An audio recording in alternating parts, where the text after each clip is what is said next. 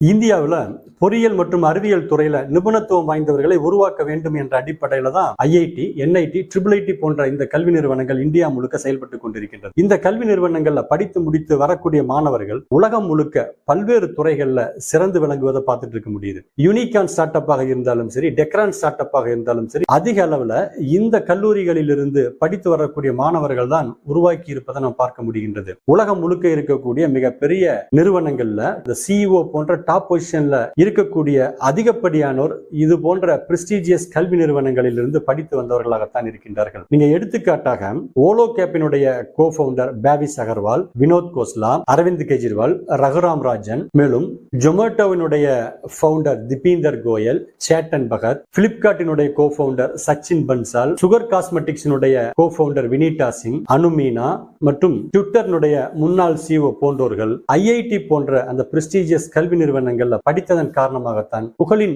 உச்சியை அடைய முடிந்திருக்கின்றது.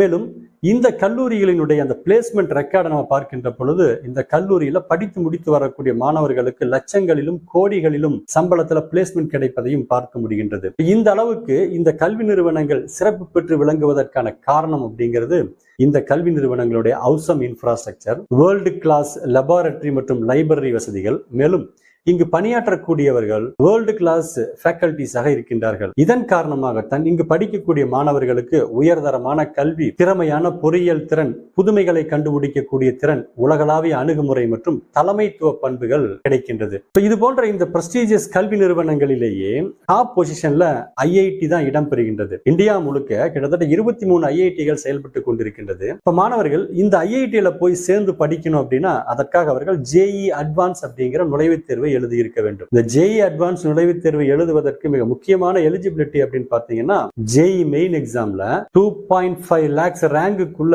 இருக்கக்கூடிய மாணவர்கள் தான் இந்த நுழைவுத் தேர்வை எழுத முடியும். இப்ப லாஸ்ட் இயர்னுடைய அந்த அட்வான்ஸ் எழுதுவதற்கு தகுதியான மாணவர்களுடைய அந்த பட்டியலை நாம் பார்க்கின்ற பொழுது மொத்த எண்ணிக்கையில உத்தரப்பிரதேசத்தை சேர்ந்த 28,373 மாணவர்கள் ஜேஇ அட்வான்ஸ் தேர்வை எழுத தகுதியை பெற்றிருக்கின்றார்கள். இரண்டாவது இடத்துல மகாராஷ்டிராவை சேர்ந்த 24,596 மாணவர்களும், அதற்கு அடுத்தபடியாக அதிகப்படியான எண்ணிக்கையில தெலுங்கானாவை சேர்ந்த மாணவர்களும் தான் இடம்பெற்றிருக்கின்றார்கள். ஆனா தமிழ்நாட்டு மாணவர்களை பொறுத்தவரையிலும் 4.9% மாணவர்கள் மட்டும்தான் இந்த ஜேஇ அட்வான்ஸ் தேர்வை எழுதுவதற்கான தகுதியை பெற்றிருக்கின்றார்கள். இந்த அளவுக்கு மிக குறைவான எண்ணிக்கையில் மாணவர்கள் தகுதி பெற்றிருப்பதற்கான காரணம் என்ன அப்படின்னு பார்த்தோம்னா தமிழ்நாட்டு மாணவர்களுக்கு பிரெஸ்டீஜியஸ் கல்வி நிறுவனங்கள் குறித்தும் இந்த கல்வி நிறுவனங்கள்ல சேர்வதற்காக நடத்தப்படக்கூடிய நுழைவுத் தேர்வுகள் குறித்தும் அந்த நுழைவுத் தேர்வு முடிவுகள் வெளிவந்த பிறகு மாணவர்கள் கலந்து கொள்ள வேண்டிய அந்த ஜோசா, சிசாப், ஜாக் போன்ற கலந்தாய்வுகள் குறித்தும் போதிய விழிப்புணர்வு இல்லாததான் முக்கிய காரணமாக இருக்கின்றது. மேலும் இந்த தேர்வுக்கு விண்ணப்பித்திருக்கக்கூடிய மாணவர்களும்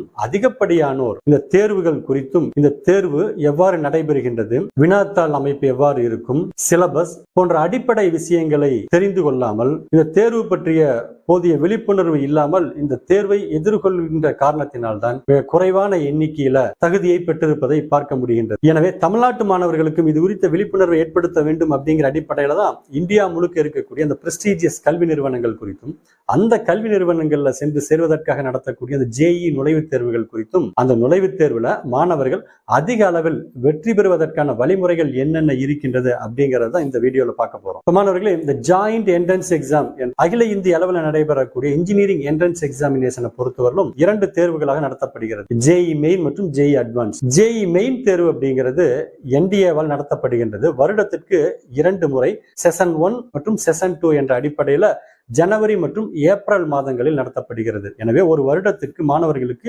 2 வாய்ப்புகள் அப்படிங்கிறது இருக்கின்றது. எனவே மாணவர்கள் விருப்பப்பட்டால் ஒரு வருடத்தில் 2 வாய்ப்புகளையுமே பயன்படுத்தலாம். ஆனால் எந்த செஷன்ல அதிக பெர்சன்டைல் அவர்களுக்கு கிடைக்கின்றதோ அந்த பெர்சன்டைல் மதிப்பு மட்டும்தான் அவர்களுடைய இறுதி மதிப்பாக கணக்கில் எடுத்துக் கொள்ளப்படும். இந்த ஜேஇ மெயின் தேர்வுல பெறக்கூடிய அந்த பெர்சன்டைல் மதிப்புகளை பொறுத்துதான் இந்தியா முழுக்க இருக்கக்கூடிய 31 என்ஐடி, 26 IIIT மற்றும் 38 கவர்மெண்ட் ஃபண்டட் கல்வி நிறுவனங்கள்ல பிஇ, பிடெக் அல்லது பிஆர்க் அல்லது பி பிளானிங் போன்ற படிப்புகளை மாணவர்கள் படிப்பதற்கான வாய்ப்பு அப்படிங்கிறது கிடைக்கின்றது. இந்தியா முழுக்க இந்த கல்வி நிறுவனங்களில் இருக்கக்கூடிய மொத்த இடங்களினுடைய எண்ணிக்கை எவ்வளவு அப்படின்னு வந்து பார்த்தோம் அப்படின்னா 31 என்ஐடிஸில் இருந்து 23,954 இடங்களும், 26 ட்ரிபிள் ஐடிஸில் இருந்து 7,746 இடங்களும், 38 கவர்மெண்ட் ஃபண்டட் டெக்னிக்கல் கல்வி நிறுவனங்கள்ல இருக்கக்கூடிய மொத்த இடங்களினுடைய எண்ணிக்கை என்பது 8,067. ஒட்டுமொத்தமாக ஜேஇ மெயின் தேர்வை எழுதுவதன் மூலமாக மாணவர்களுக்கு கிடைக்கக்கூடிய இடங்களினுடைய மொத்த எண்ணிக்கை அப்படின்னு பார்த்தோம்னா 39,767. தலை சிறந்த கல்வி நிறுவனங்கள் மட்டுமல்லாது இந்தியா முழுக்க இருக்கக்கூடிய மற்ற டாப் மோஸ்ட் கல்வி நிறுவனங்களும் தங்களுடைய அண்டர் கிராஜுவேட் கோர்சஸுக்கான அட்மிஷனை ஜேஇ மெயின் மதிப்பெண்களின் அடிப்படையில் தான் நடத்துகின்றார்கள். குறிப்பிடத்தக்க கல்வி நிறுவனங்கள் அப்படின்னு வந்து பாத்தீங்கன்னா நேதாஜி சுபாஷ் universities of technology Delhi, Delhi technological university, college of engineering Pune மற்றும் Thiruvananthapuram, Dhirubhai Ambani institute of information and communication technology Gandhinagar, Andhra university college of engineering Visakhapatnam, LNM institute of information technology Jaipur. இந்த கல்வி நிறுவனங்களும் ஜேஇ மெயின் மதிப்புகளின் அடிப்படையில் தான் அண்டர் கிராஜுவேட் கோர்சஸ்க்கான அட்மிஷனை வழங்கி கொண்டிருக்கின்றார்கள். இந்த கல்வி நிறுவனங்கள்ல படித்து முடித்து வரக்கூடிய மாணவர்களுக்கும் அதிகப்படியான சம்பளத்துல வேலை வாய்ப்பு அப்படிங்கிறது கிடைக்கின்றது. எடுத்துக்காட்டாக இந்த எல்என்எம் இன்ஸ்டிடியூட் ஆஃப் இன்ஃபர்மேஷன் டெக்னாலஜில last year 1.0056 crore per annum மாணவர்களுக்கு வேலை வாய்ப்பு அப்படிங்கிறது கிடைத்திருக்கின்றது. இன்டர்நேஷனல் இன்ஸ்டிடியூட் ஆஃப் இன்ஃபர்மேஷன் டெக்னாலஜியை பொறுத்தவரையிலும் 26 lakhs per annum அப்படிங்கிறதும், டெல்லி டெக்னாலஜிக்கல் யூனிவர்சிட்டியை பொறுத்தவரையிலும் 85.3 lakhs per annum அப்படிங்கிறதும், நேதாஜி சுபாஷ் யூனிவர்சிட்டிஸ் ஆஃப் டெக்னாலஜியை பொறுத்தவரையிலும் 1.25 crore per annum அப்படிங்கிறதும், Dhirubhai Ambani institute of information and communication டெக்னாலஜியை பொறுத்தவரையிலும் 82 lakhs per annum அப்படிங்கிறதா ஹையஸ்ட் சேலரி பேக்கேஜாக இருக்கின்றது. அப்ப இது போன்ற கல்வி நிறுவனங்கள்ல மாணவர்கள் சேர்ந்து படிக்கணும் அப்படின்னா அதற்காக ஜேஇ மெயின் அப்படிங்கிற நுழைவுத் தேர்வை மாணவர்கள் எழுத வேண்டும். ஜேஇ மெயினை பொறுத்தவரையிலும் பேப்பர் 1, பேப்பர் 2 என்ற 2 தாள்களாக தேர்வு என்பது நடைபெறும். பிஇ, பிடெக் இந்த படிப்புகளை படிக்கணும்னு விரும்பக்கூடிய மாணவர்களாக இருந்தா பேப்பர் 1ஐ தேர்ந்தெடுத்து எழுத வேண்டும். பேப்பர் 1 பொறுத்தவரையிலும் இயற்பியல், வேதியியல், கணிதம் இந்த 3 பாடங்களிலிருந்து செக்ஷன் ஏ, செக்ஷன் பி என்ற 2 செக்ஷன்களாக மல்டிபிள் சாய்ஸ் மற்றும் நியூமரிக்கல் வேல்யூ டைப் வகையில வினாக்கள் கேட்கப்பட்டிருக்கும். செக்ஷன் ஏல ஒவ்வொரு பாடத்திலிருந்தும் 20 வினாக்கள் வீதம் 60 வினாக்கள் கேட்கப்பட்டிருக்கும்.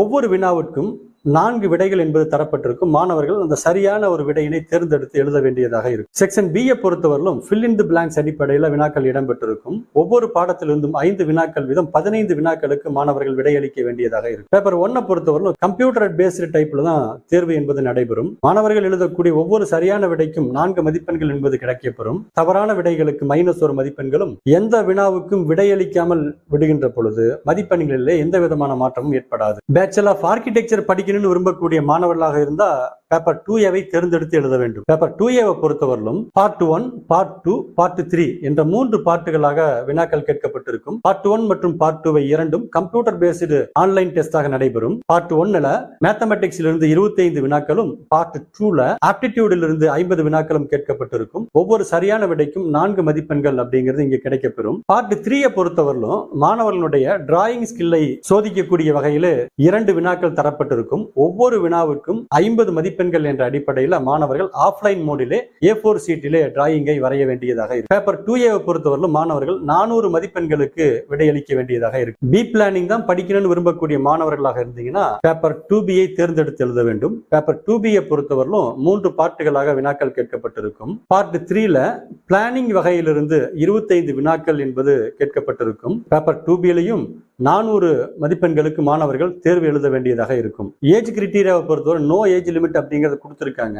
ஆனாலும் 2023 மற்றும் 24ல போர்டு எக்ஸாமை எழுதி தேர்ச்சி பெற்றிருக்கக்கூடிய மாணவர்களும் 2025ல போர்டு எக்ஸாமை எழுதுவதற்காக காத்துக் கொண்டிருக்கக்கூடிய மாணவர்களும் தான் இந்த வருஷத்தினுடைய ஜேஇ மெயின் தேர்வை எழுதுவதற்கான தகுதியை பெற்றிருக்கின்றார்கள். மீடியம் மற்றும் இந்த சென்டர் ஆஃப் எக்ஸாமினேஷன் அப்படிங்கறத பாத்தீங்கன்னா மாணவர்கள் தங்களுடைய தாய்மொழியிலேயே தேர்வு எழுதுவதற்காக இந்தியா முழுக்க 13 மொழிகளிலே இந்த தேர்வுகள் அப்படிங்கிறது நடத்தப்படுகின்றது. தமிழிலே தேர்வு எழுத வேண்டும் அப்படின்னா தமிழ்நாடு, புதுச்சேரி மற்றும் அந்தமான் அண்ட் நிக்கோபார் இந்த மையங்களை மாணவர்கள் தேர்வு செய்கின்ற பொழுது அவர்களுக்கு தமிழிலே தேர்வு எழுதுவதற்கு வாய்ப்பு அப்படிங்கிறது கிடைக்கப்பெறுகின்றது. இப்ப எக்ஸாமினேஷனுடைய டியூரேஷனை பொறுத்தவரையிலும் ஏதாவது ஒரு பேப்பரை மட்டும் தேர்வு செய்து தேர்வு எழுதக்கூடிய மாணவர்களுக்கான எக்ஸாம் டியூரேஷன் அப்படிங்கிறது 3 மணி நேரம். 2A மற்றும் 2B என்ற 2 பேப்பர்களையும் சேர்த்து எழுதக்கூடிய மாணவர்களாக இருந்தால் அவர்களுக்கான எக்ஸாம் டியூரேஷன் அப்படிங்கிறது 3 மணி நேரம் 30 நிமிடங்களாக இருக்கின்றது. இந்த JEE மெயின் தேர்வானது விண்ணப்பிக்கக்கூடிய மாணவர்களுடைய எண்ணிக்கையை பொறுத்து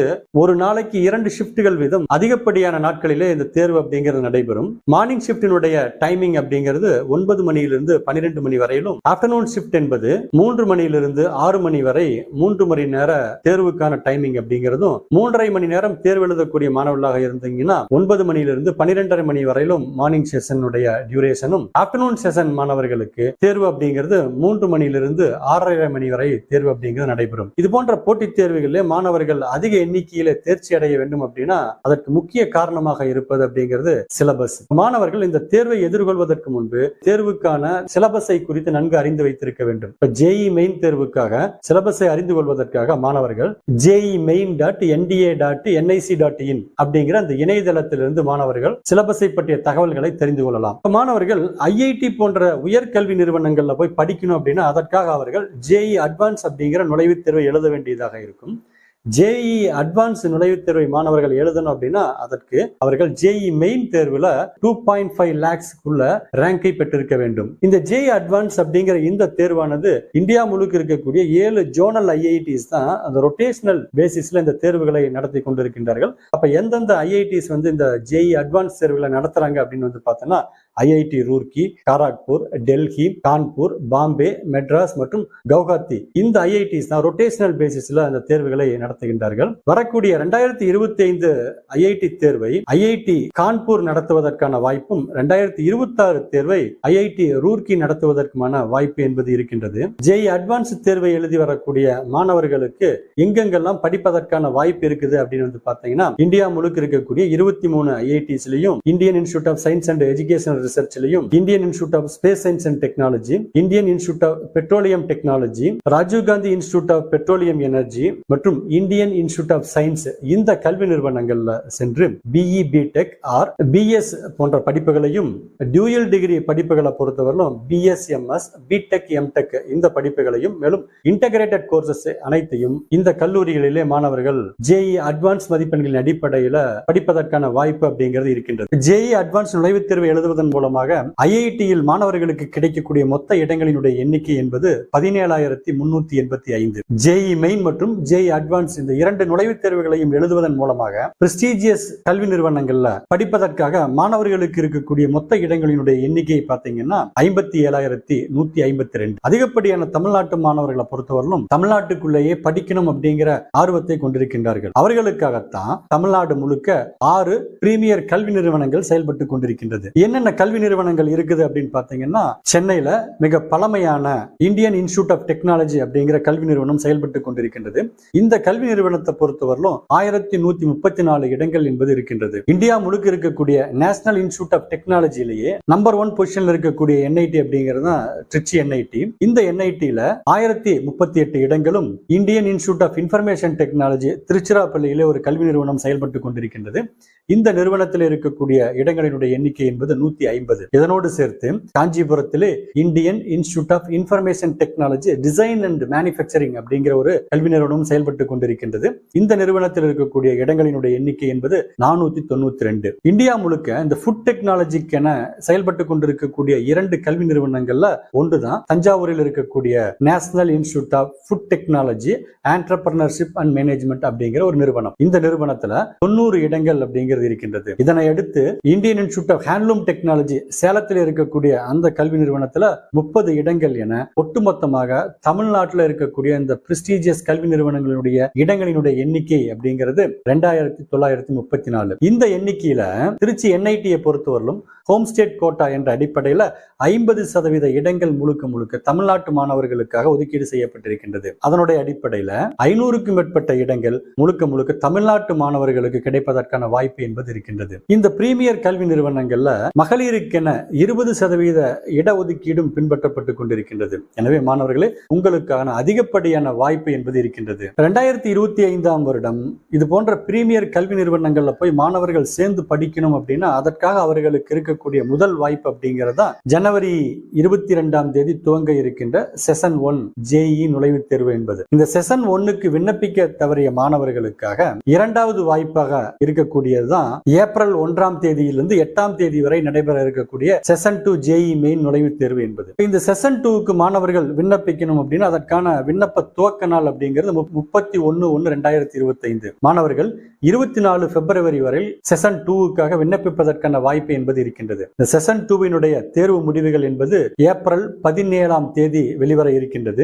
இந்த தேர்வு முடிவுக்கு பிறகுதான் JEE அட்வான்ஸ் நுழைவுத் தேர்வுகள் குறித்த நோட்டிபிகேஷன் என்பது வர இருக்கின்றது. இப்ப JEE அட்வான்ஸ் நுழைவுத் தேர்வு முடிவுகள் வெளிவந்த பிறகு ஜோசா கவுன்சில் மற்றும் CSA போன்ற கவுன்சிலிங்கள் நடக்க இருக்கின்றது. எனவே தகுதி இருக்கக்கூடிய மாணவர்கள் இந்த கலந்தாய்விலே கலந்து கொண்டு சரியான முறையிலே சாய்ஸ் ஃபில்லிங் செய்வதன் மூலமாக தங்களுக்கு விருப்பமான ஒரு பிரீமியர் கல்வி நிறுவனத்துல சென்று சேர்வதற்கான வாய்ப்பு என்பது இருக்கின்றது. தமிழ்நாட்டு மாணவர்கள் அதிக எண்ணிக்கையில இது போன்ற கல்வி நிறுவனங்கள்ல போய் சேரணும் அப்படின்னா இந்த தேர்வுகள் குறித்த முழு தகவல்களையும் உள்வாங்கி கொண்டு ஒரு சரியான ஸ்ட்ராட்டஜியை பின்பற்றி சரியான முன் தயாரிப்போடு இந்த தேர்வை எதிர்கொள்வதன் மூலமாக அதிகப்படியான தமிழ்நாட்டு மாணவர்களுக்கு இது போன்ற கல்வி நிறுவனங்கள்ல சேர்வதற்குண்டான வாய்ப்பு என்பது கிடைக்கப்பெறும். JEE மெயின் மற்றும் JEE அட்வான்ஸ் இந்த தேர்வுகள்ல அதிகப்படியான எண்ணிக்கையில மாணவர்கள் வெற்றி அடையணும் அப்படின்னா அதற்காக என்ன மாதிரியான ஸ்ட்ராட்டஜியை பின்பற்ற வேண்டும் அப்படிங்கிற குறித்த தகவல்களை நம்ம அடுத்த வீடியோல பார்க்கலாம். தொடர்ந்து இணைந்திருங்கள். மீண்டும் மற்றொரு வீடியோவிலே சந்திக்கலாம்.